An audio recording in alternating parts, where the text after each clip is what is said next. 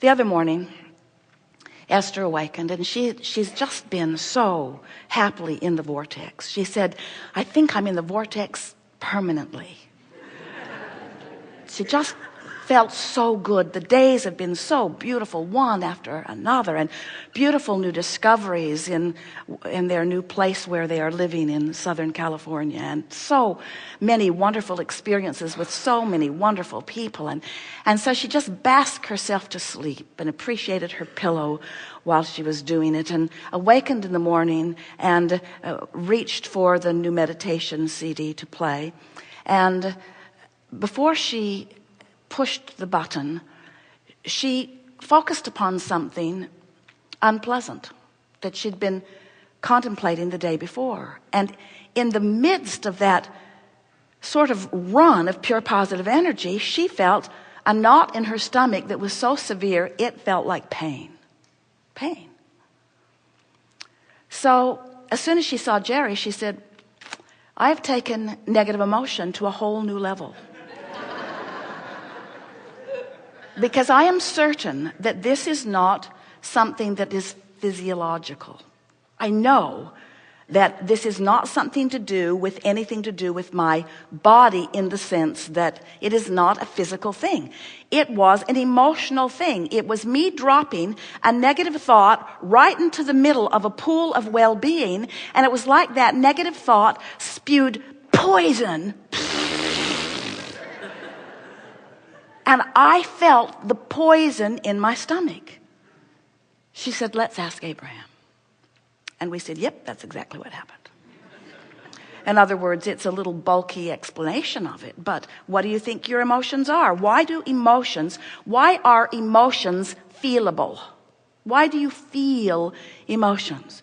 Because the combination of the vibration of this dominant vibration that is really who you are, which is one of well-being, utter well-being, and then the vibration of whatever you are thinking in the moment, when they mix together, it creates a vibration that affects you on a cellular level, which triggers all kinds of things in your body. Wellness comes from positive emotion endurance, and illness comes from negative emotion endurance.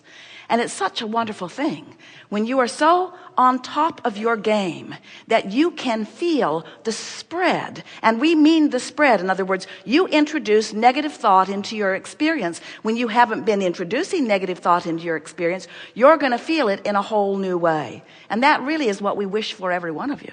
It is our desire that you become so accustomed to the well-being feeling of alignment and to the positive emotions that then surround that, that when you begin tippy-toeing into an arena that isn't up to speed with where you are, that you feel the clash of emotion, the clash of vibration, which causes the upheaval of emotion. And in that process, the whole reason that you feel, people say, well, what's the difference between an emotion and a feeling?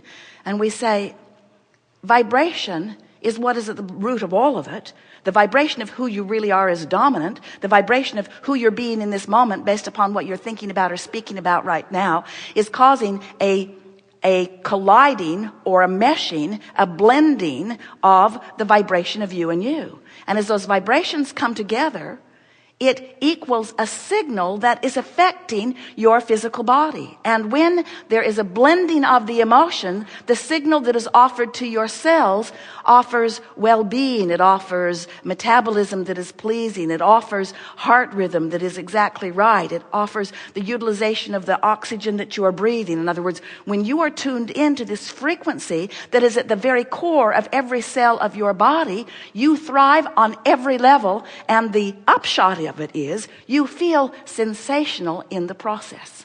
But when you introduce contradictory vibration, when you introduce a vibration of unworthiness about yourself, or of blaming someone else for something, when you introduce a thought that makes you feel fear, that emotion that you are feeling, that you call fear, that feeling that you are feeling, the reason you feel it in your body is because as the energies come together, as the vibrations come together, you actually give a signal to your body which produces chemicals that give you feeling. That's why you feel your emotions. And that's why it is accurate to say that if you've got some negative emotion going on and you don't do something about it, it's going to get bigger. And if you've got negative emotion going on and you don't do something about it, it's going to get bigger. And eventually, that emotion, which is a feeling, is going to be compounded into something that you call more than an emotional feeling. You call it a sensation. Esther called it a knot in her stomach. It was a physical experience that she could describe with very physical words. In other words, if she had gone to a doctor in that moment, he would have taken her down many long paths with many tests, because it could have been the symptom of many, many things. And we say it is only the symptom of one thing. It is the symptom of introducing a vibration that is not natural to who she is and where she was in the moment. Don't you love knowing that? Don't you love knowing that you, through the power of the direction of your thought, have control not only of how you feel in the moment, but control of what you are encouraging or allowing the cells of your body to do relative to the physiology of your body. In other words, everything about you and your experience within it, your experience in your house, your experience in your relationships, your experience in your financial conditions, your experience in your body, everything is about the vibrational mixture that you've got going on. And it's such an interesting thing, because every one of you is an emotional being. Every one of you has been experiencing emotions for as long as you can remember. And very few of you have made those emotions of paramount importance. It's just a feeling. Suck it up, they say. Suck it up. Suck it up. Buck up. Endure. You can take it. And we say, no, you can't. Well, whether you can or not, you did not come forth into this environment. Not one of you said, oh, I know that I'm source energy. And I know that a part of my consciousness is coming into a physical body at a perfect time and in a perfect space where I will explore variety and come to new conclusions about what I would like to create. And I know that as I explore, that my desire will be greeted and held by source energy in this vortex of well-being, and it will sustain its energy and will actually gain power and cooperation while I ready myself vibrationally for the full manifestational receipt of it. But, and this is the part you didn't say, but I probably won't match up with it that much.